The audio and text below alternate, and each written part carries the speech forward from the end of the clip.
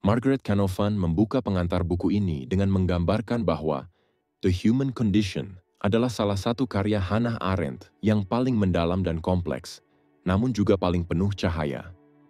Buku ini bukan ditulis untuk menjawab pertanyaan praktis atau memberi resep kebijakan politik, melainkan untuk memikirkan kembali apa artinya menjadi manusia dalam dunia modern. Arendt tidak sedang membuat teori, melainkan ingin menjelaskan kenyataan, seperti yang ia katakan sendiri. Menurut Canavan, pembaca buku akan segera merasakan bahwa Arendt bukanlah pemikir biasa. Ia berbicara dalam gaya yang khas, kadang puitis, kadang tajam, dan sering melawan arus pemikiran umum. Ia menulis sebagai seorang pengamat yang mencoba menangkap makna zaman, bukan sebagai ilmuwan sosial atau filsuf sistematis.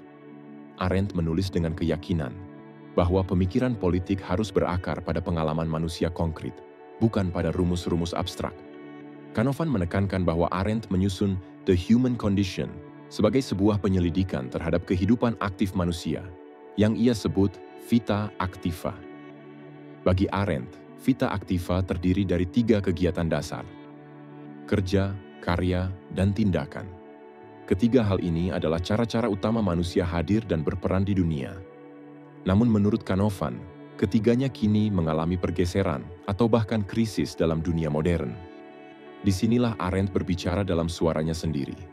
Dalam pembukaan buku ini, ia menyebut keberhasilan teknologi luar angkasa, peluncuran satelit pertama oleh Uni Soviet, sebagai peristiwa simbolik yang mencerminkan keinginan manusia untuk melarikan diri dari bumi. Bagi Arendt, ini bukan sekadar perkembangan ilmiah, tetapi pergeseran pandangan yang sangat mendalam. Manusia modern ingin melepaskan diri dari kondisi manusiawinya sendiri. Ia melihat ini sebagai bahaya laten. Karena jika kita tidak lagi menghargai bumi dan sesama manusia sebagai tempat dan sesama dalam kehidupan, kita akan kehilangan makna tentang siapa kita sebenarnya. Canavan kemudian menjelaskan bahwa kekhawatiran Arendt sangat mendalam terhadap kecenderungan modernitas, yaitu ketika kerja fisik menjadi pusat hidup manusia, sedangkan tindakan politik dan kebebasan semakin terpinggirkan. Modernitas telah mengagungkan produktivitas dan konsumsi, tapi justru melupakan kebebasan bertindak, berbicara, dan bersama-sama membangun dunia yang berarti. Yang menarik, menurut Canavan, Arendt sendiri tidak menawarkan solusi politis. Ia tidak menulis manifesto atau agenda reformasi. Justru kekuatan buku ini terletak pada cara ia memaparkan krisis eksistensial manusia modern, dengan bahasa yang jernih dan kadang menyentuh, seolah ingin membangunkan kesadaran kita, bukan menggerakkan kita dalam satu arah tertentu. The Human Condition adalah ajakan untuk berpikir, untuk kembali mempertimbangkan apa sebenarnya makna hidup bersama, berkata-kata, dan bertindak di dunia. Dan Arendt menulisnya bukan dari menara gading, melainkan dari pengalaman dan kegelisahan yang sangat manusiawi, bahwa dunia kita mungkin sedang kehilangan manusia di dalamnya. Arendt mulai merumuskan istilah vita activa atau kehidupan aktif, yang mencakup 3 aktivitas dasar manusia, yaitu kerja, karya, dan tindakan. Ketiga hal ini memiliki ciri dan hasil yang berbeda. Kerja berkaitan dengan proses biologis, mempertahankan hidup, dan hal-hal yang fana. Karya menghasilkan dunia buatan yang relatif stabil dan tahan lama, seperti alat, bangunan, atau karya seni. Tindakan adalah wujud kebebasan manusia, terjadi dalam kebersamaan dan ruang publik, dan menghasilkan sesuatu yang baru. Arendt menunjukkan bahwa dalam sejarah pemikiran Barat, terutama dalam filsafat, kegiatan kontemplatif sering dianggap lebih mulia daripada kegiatan aktif. Para filsuf dari Plato hingga Marx telah menempatkan berpikir sebagai pusat nilai dan merendahkan tindakan politik sebagai sesuatu yang tidak pasti dan berisiko. Namun bagi Arendt, inilah masalahnya. Kita telah lupa bagaimana caranya hidup sebagai manusia yang bertindak dalam kebebasan di tengah sesama. Dengan prolog ini, Arendt membuka pintu bagi penyelidikan yang lebih dalam terhadap perubahan mendasar dalam cara manusia modern hidup, bekerja, dan berinteraksi. Ia ingin membangkitkan kesadaran bahwa kondisi manusia tidak bisa direduksi menjadi sekadar makhluk biologis atau pekerja produktif. Kemanusiaan, baginya, terletak dalam kapasitas kita untuk bertindak, berbicara, dan membangun dunia bersama.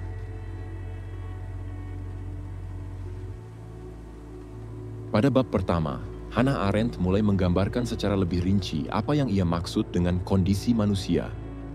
Ia tidak berbicara tentang sifat manusia yang tetap dan mutlak, melainkan tentang kondisi-kondisi di mana kehidupan manusia berlangsung.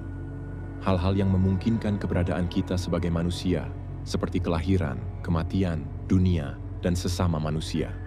Disinilah Arendt kembali menegaskan kerangka utama bukunya, bahwa kehidupan aktif manusia terdiri dari kerja, karya, dan tindakan. Ia menyebut bahwa selama sejarah Barat, ketiga bentuk aktivitas ini telah mengalami perubahan makna dan posisi. Ia ingin mengembalikan pemahaman kita tentang perbedaan mendasar di antara ketiganya. Kerja berkaitan langsung dengan tubuh dan proses biologis manusia. Ini adalah aktivitas yang terus berulang: makan, tidur, memelihara hidup. Hasil kerja bersifat sementara dan cepat habis, namun penting, karena tanpa itu kita tidak bisa bertahan hidup. Karya menciptakan dunia benda buatan yang lebih tahan lama, rumah, alat, buku, karya seni. Berbeda dari kerja, karya memberikan stabilitas dan kelangsungan bagi kehidupan manusia. Disinilah dunia buatan manusia terbentuk. Tindakan adalah aktivitas yang paling khas manusia. Ia terjadi ketika manusia berinteraksi satu sama lain secara bebas, saling berbicara, bertindak, dan menunjukkan siapa dirinya. Tindakan melibatkan kebebasan, keberagaman, dan tidak bisa diprediksi. Inilah inti dari kehidupan politik. Arendt juga membahas bagaimana dunia modern cenderung mereduksi kehidupan manusia hanya ke dalam dimensi biologis dan ekonomis. Kita lebih sibuk bekerja dan mengonsumsi daripada berkarya atau bertindak. Dunia yang kita huni pun menjadi kurang tahan lama, lebih cepat berubah, dan kehilangan makna. Ia memberi perhatian khusus pada bagaimana istilah-istilah seperti masyarakat, konsumen, atau pekerja telah menggantikan pemahaman klasik tentang manusia sebagai makhluk politik. Akibatnya, ruang publik, tempat di mana tindakan dan pembicaraan bisa terjadi, menyempit atau bahkan hilang. Kehidupan bersama menjadi sesuatu yang datar, tanpa perbedaan yang bermakna. Arendt tidak mengajak kita kembali ke masa lalu, tapi ia ingin membuka mata kita, bahwa manusia bukan hanya makhluk yang bertahan hidup, tetapi juga makhluk yang mampu menciptakan dunia dan memulai sesuatu yang baru melalui tindakan. Kita butuh dunia yang kokoh dan ruang publik yang hidup agar kapasitas itu bisa diwujudkan.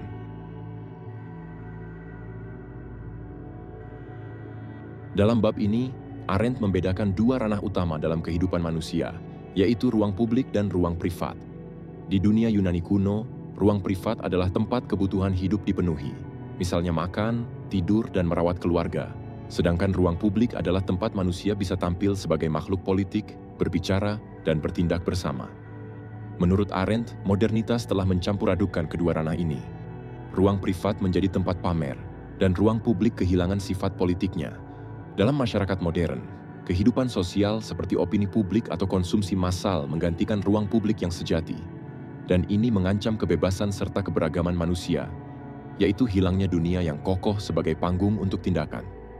Arendt menekankan bahwa tindakan dan pembicaraan memerlukan dunia bersama, sebuah dunia buatan yang stabil, tempat manusia bisa hadir secara nyata di hadapan yang lain. Ketika ruang ini menghilang, tindakan pun kehilangan maknanya. Bagi Arendt, menjaga keseimbangan antara ruang publik dan privat adalah kunci bagi kehidupan manusia yang utuh. Kita tidak bisa hanya hidup dalam dunia privat, tapi juga tidak bisa hidup seluruhnya dalam pameran publik. Dunia yang sehat adalah dunia yang memberi tempat bagi keduanya, keheningan rumah dan suara ramai ruang bersama. Arendt membahas lebih dalam tentang kerja sebagai aktivitas manusia yang terkait langsung dengan kehidupan biologis. Kerja menghasilkan sesuatu yang hanya bertahan sementara, makanan, energi, dan kebutuhan dasar lain. Ia mengaitkan kerja dengan aktivitas para budak di dunia Yunani kuno. Kerja tidak dianggap layak sebagai aktivitas manusia merdeka. Dalam masyarakat modern, justru kerja, yang semula dianggap rendah, menjadi pusat nilai. Keberhasilan diukur dari produktivitas, efisiensi, dan pertumbuhan ekonomi. Akibatnya, manusia menjadi semakin terikat pada siklus biologis dan konsumsi yang tak ada habisnya. Arendt menyampaikan satu refleksi penting. Kerja memang esensial untuk hidup, Tapi jika seluruh hidup hanya dihabiskan untuk kerja dan konsumsi, maka manusia kehilangan kebebasannya sebagai makhluk yang bisa bertindak dan mencipta. Kita menjadi makhluk yang hidup semata-mata untuk bertahan, bukan untuk hadir secara bermakna di dunia. Di bab ini, Arendt mengalihkan perhatian pada aktivitas kedua dalam vita activa, yaitu karya. Berbeda dari kerja yang berulang dan cepat lenyap, karya menghasilkan benda-benda buatan yang tahan lama, rumah, meja, buku, patung, bahkan lembaga dan hukum. Aktivitas ini memberi bentuk dan struktur pada dunia buatan manusia, dan memungkinkan manusia hidup dalam dunia yang lebih dari sekadar alam. Arendt menggambarkan manusia dalam peran ini sebagai homo faber, yaitu manusia sebagai pembuat. Ia menciptakan bukan demi kebutuhan mendesak seperti dalam kerja, melainkan demi membangun dunia yang stabil dan bisa diwariskan. Dalam karya, manusia menunjukkan kemampuannya untuk merancang, membangun, dan memberi bentuk pada realitas. Namun Arendt juga menyampaikan sebuah peringatan. Meski karya menciptakan stabilitas, homo faber juga memiliki sisi yang berbahaya. Ia cenderung mengubah segala sesuatu menjadi alat. Dalam pandangannya, segala yang ada, bahkan manusia lain, bisa dilihat sebagai sarana untuk mencapai tujuan. Akibatnya, nilai dari sesuatu tidak lagi dilihat dari keberadaannya, melainkan dari kegunaannya. Modernitas memperkuat kecenderungan ini. Teknologi menjadi kekuatan dominan, dan manusia semakin diposisikan sebagai pengendali proses produksi yang terus berkembang. Tapi ironisnya, saat kemampuan teknologis kita makin besar, kita justru kehilangan kontrol atas dunia yang kita ciptakan. Arendt menyebut bahwa dunia buatan manusia kini bergerak otomatis, tak lagi tunduk pada kebijaksanaan atau pertimbangan moral manusia. Kita membuat alat yang bisa membuat alat, dan sistem produksi yang bisa berjalan tanpa arah moral yang jelas. Ia juga mengkritik kecenderungan masyarakat modern yang meremehkan benda-benda yang tidak lekas rusak. Dalam masyarakat konsumen, bahkan produk hasil karya pun dirancang agar cepat usang atau diganti. Ini menghancurkan karakter utama dari karya, yaitu daya tahan dan kemampuan menciptakan dunia bersama yang bisa dihuni bersama orang lain, lintas waktu. Bagi Arendt, tanpa karya, dunia menjadi rapuh. Seolah manusia hidup di atas pasir yang selalu bergeser. Dunia yang tahan lama diperlukan agar manusia bisa bertindak dan berbicara secara bermakna. Dunia yang dibangun dari karya memberi kita panggung tempat kita bisa hadir dan dikenali oleh yang lain.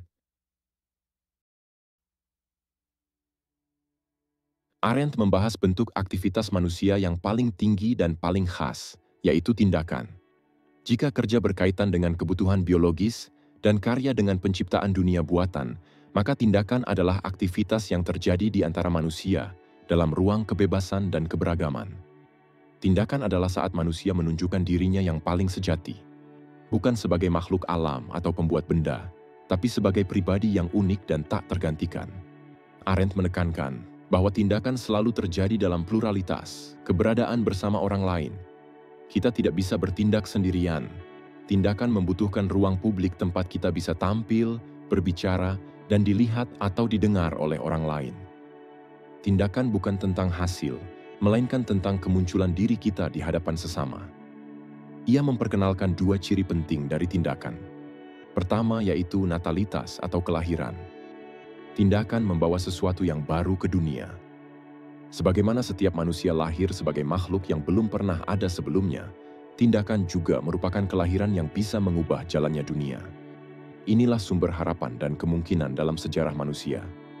Kedua yaitu tak terduga dan tak dapat dibalik.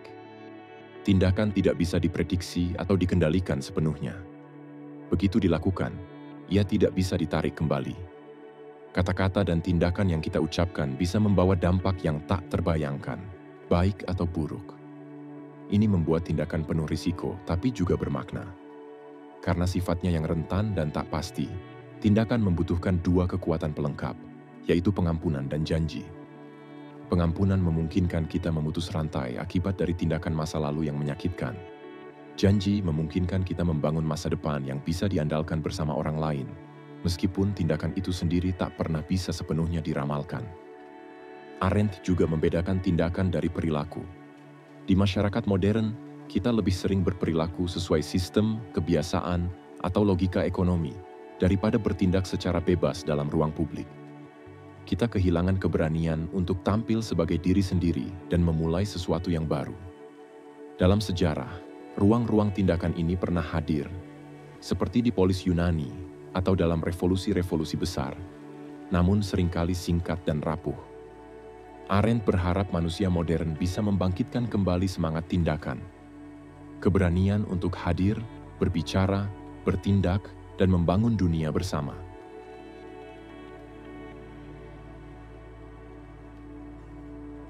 Arendt menekankan bahwa tindakan manusia tidak pernah terjadi dalam ruang hampa. Setiap tindakan selalu berada dalam konteks yang lebih luas, yaitu sebuah jaringan relasi antar manusia yang sudah ada sebelumnya dan yang terus bergerak. Arendt menyebutnya sebagai web of relationships, yaitu sebuah jaringan kompleks dari perkataan, tindakan, dan reaksi yang membentuk dunia kehidupan bersama. Tindakan memiliki kekuatan besar karena bisa mengubah jalannya sejarah, tapi sekaligus juga sangat rapuh karena tidak bisa diprediksi atau dikendalikan. Setiap tindakan menimbulkan dampak, dan dampak itu terus menjalar melalui jaringan relasi sosial.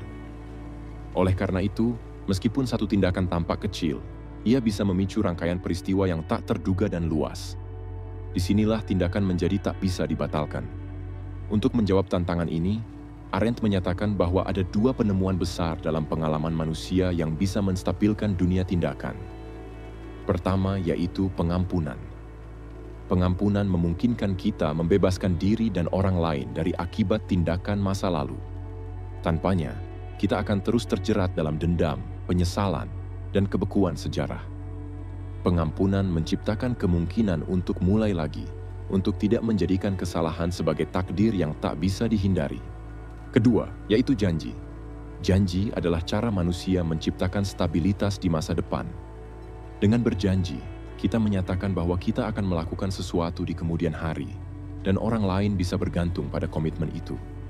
Di dunia yang penuh ketidakpastian, janji menjadi pengikat sosial yang memungkinkan hubungan jangka panjang dan kepercayaan. Arendt juga menekankan bahwa dunia manusia bukanlah dunia yang bisa dikendalikan seperti mesin. Dunia ini penuh dengan keberagaman, kebebasan, dan kemungkinan baru. Tindakan manusia tidak mengikuti hukum pasti seperti dalam dunia alam atau dunia benda.